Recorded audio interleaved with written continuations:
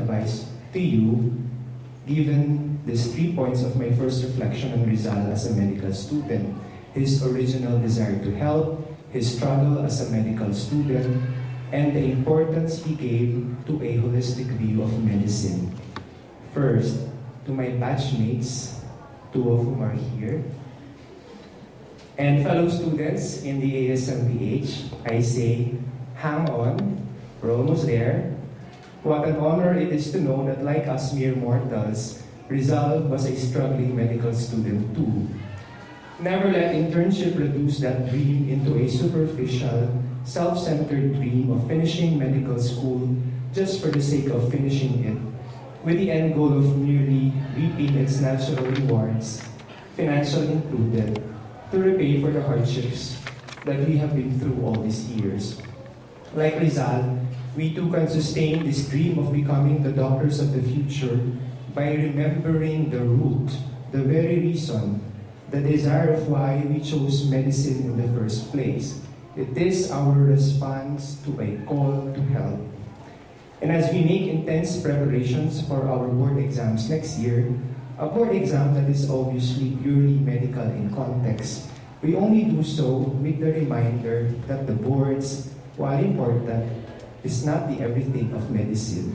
The type of doctors whom we are called to be, like Dr. Rizal, are doctors who recognize the far complicated world outside of the boards and outside of the hospital.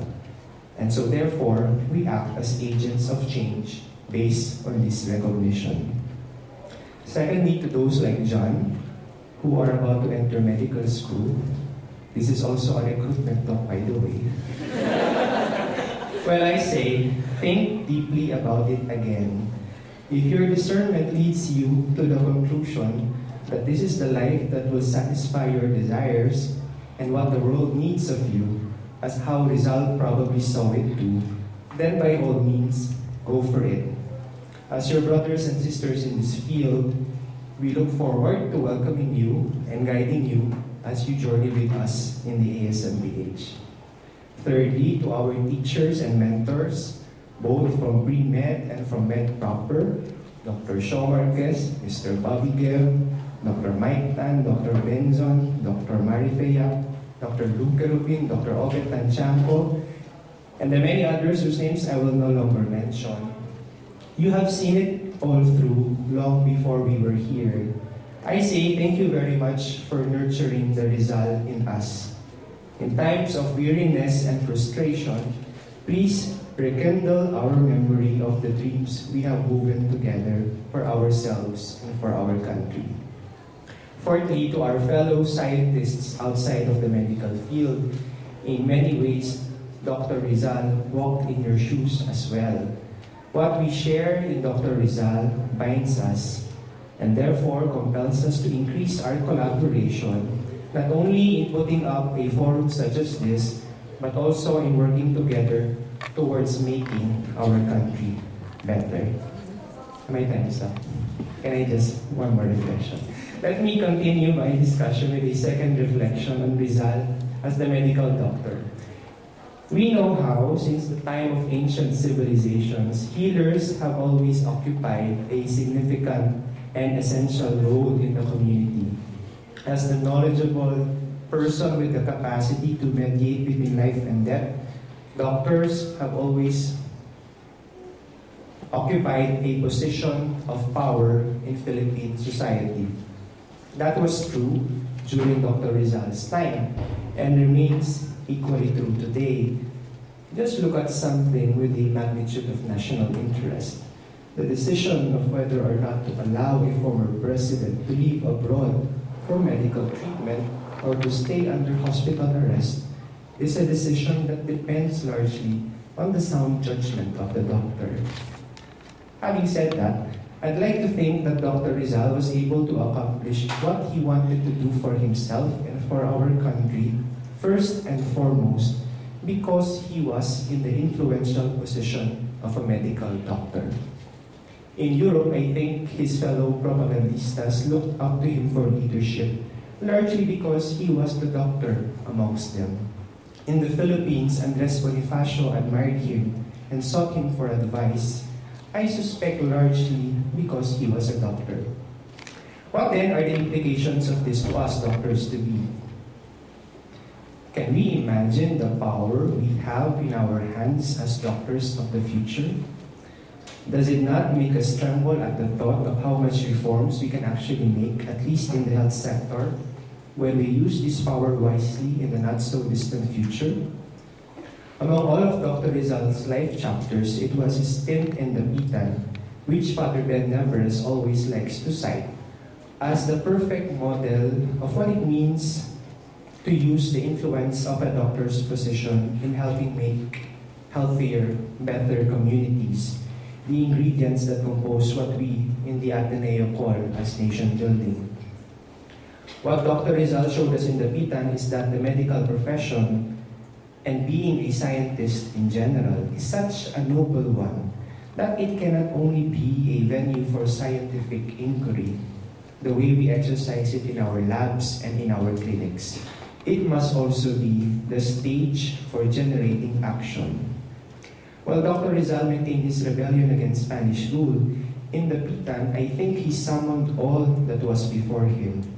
His rootedness to his desires, his memory of his struggles, his holistic perspective and systemic thinking, which empowered him in building a community. He knew the building blocks of development. He had a clinic and treated patients.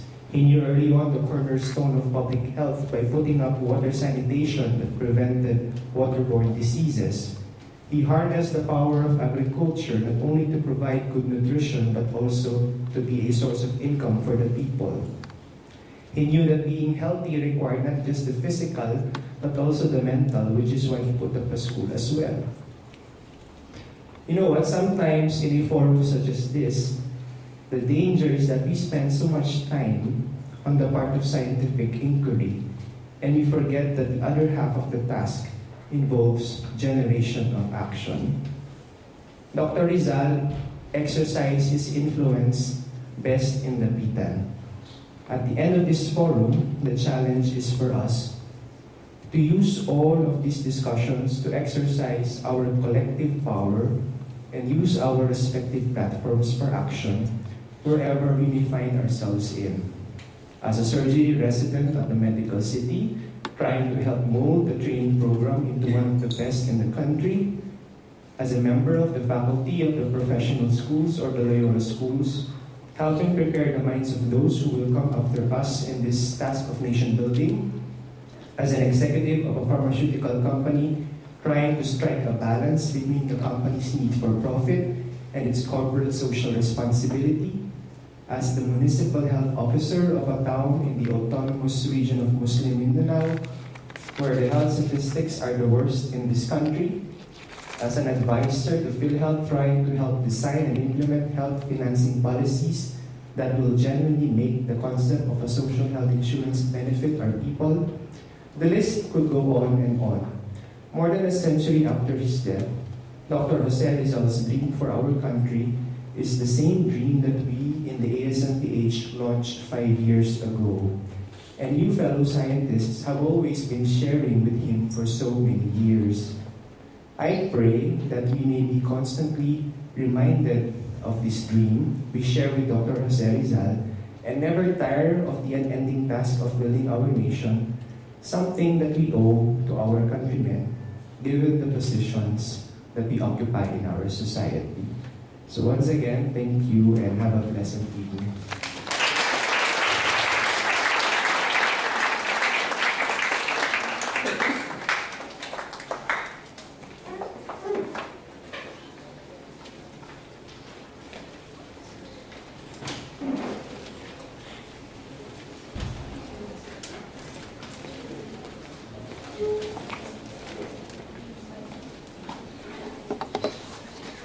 Let me begin by greeting the people who have organized this initiative and are responsible for looping me into this initiative. Toby, Dr. Marifayap, Orsio, and whoever else are involved in that in this undertaking whom I have been to mention. Let me begin with some disclosure. Sometime at the beginning of this year, when the organizers in this university to celebrate Rizal's 150th anniversary talked to me about participating in this celebration, to talk about Rizal as a doctor. Honestly, I was not so, to use the language of John, maybe my response was 6 out of 10, maybe even 4 out of 10. It did not seem to be the politically correct response, but that's the honest truth. And the talk of John articulates properly my own feelings. Like most Filipinos, I know Rizal from a distance. Like most doctors, I don't know what Rizal as a doctor is like. And so, with that assignment, I said, what do I know him? What do I know about Rizal as a doctor? Not really much.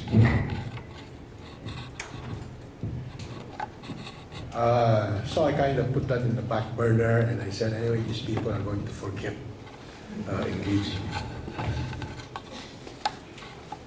Well, things did not disappear, but I was out of the loop, so I thought.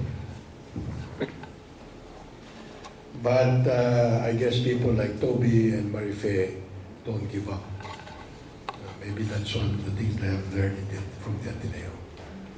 And so I finally got trapped into this undertaking.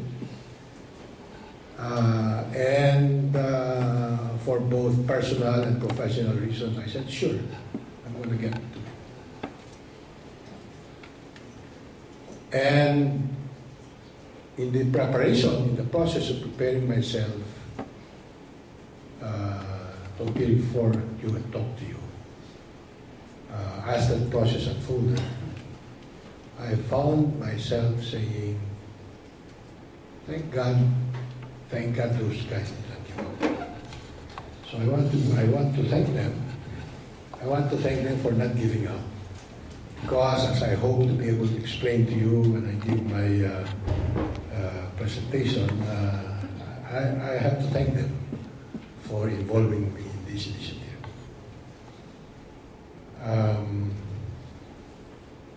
It has been 59 years since I was in these grounds as a student, in the company of the late Raul Bunoan, whom Mike talked about, as an authority in certain aspects of Rizal. When I was told that the main input giver would be Mike, I said I'm going to have a marvelous night. And as usual, Mike's presentation more than exceeded my expectations. All of the information that leads one to expand one's knowledge, and all of the wisdom and the insights that come from a person like Mike is exactly what I expected. But it's always to have some surprises, and I have never met John. This is the first time I hear you.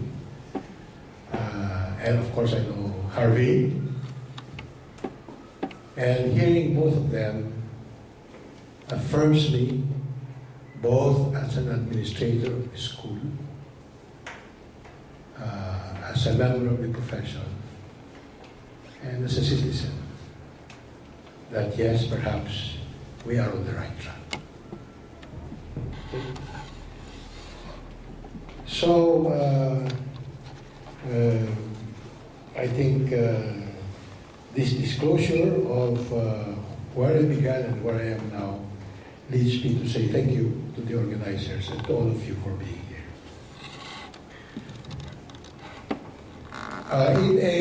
In an initiative like this, I wish to make two preliminary remarks, two introductory remarks. The first introductory remark is that I think the correct and polite way to handle oneself in a setting like this is to make a connection to the keynote speaker tonight. I will just focus on my capture of the many things that Mike has presented by zeroing in on his highlight of Rizal struggles, which for me raises the question, how do we understand a struggle? And how does a struggle come about? I think Mike has given us explanations and many insights about results on struggles. But my own way of answering the question that I raised, both prior to coming here, reinforced by what I have heard, is that a struggle comes as a result of a dilemma. And dilemmas come about as a result of one's recognition of externalities, observations of life as it happens before us and outside of us,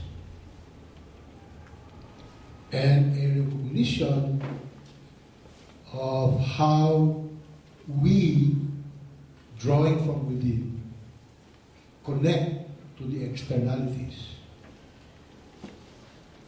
and answer the questions as to whether there is a match, there is synergy, or there is conflict and indeed contradiction between the events outside of us and what those events say to us and say what we are all about. I think that the presentation of Mike says a lot of details about this description that I have said.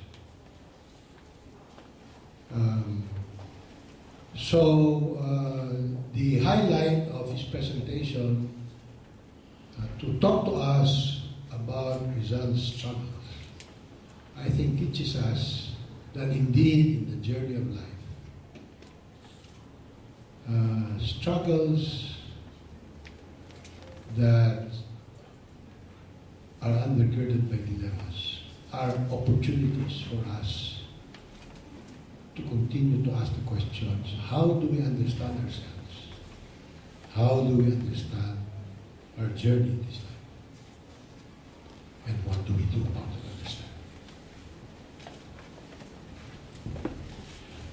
The second preamble remark that I wish to talk about is that when we are presented by an iconic figure like Rizal, some of these iconic figures we read about, some of them we see in the movies, some of them we get to know about through 21st century methods. You know what those are. Some of them we hear through people, our families, our friends, our mentors, and so forth. And some of them we have an opportunity to connect to directly. My default mode is to ask the question regarding an iconic figure. What does the life and what do the works of this figure, like Rizal, say to me about life? And say to me about myself. So that is the point departure that I will use in my discourse with you this evening about Rizal. Obviously, in that equation, I don't need to talk about Rizal because, having listened to Mike and having listened to John and Harvey, that takes care of that side of the equation for this evening. But I have to say something about myself, because obviously this discourse is about an equation. I think for ease of capture, obviously I am a doctor, I am a physician. I have served in the public sector. I am involved in management, an undertaking that I did not plan for, but got called into, to which I made the response. Same thing as my experience in the public sector. And those engagements have allowed me, have given me the opportunity, the gift, to make a contribution to the creation of institutions. And those engagements have allowed me a clearer, a deeper understanding of the meaning of life and living, and more importantly, have allowed me to understand myself deeper, broader, and clearer. So that's what I will develop. Now, this next part of my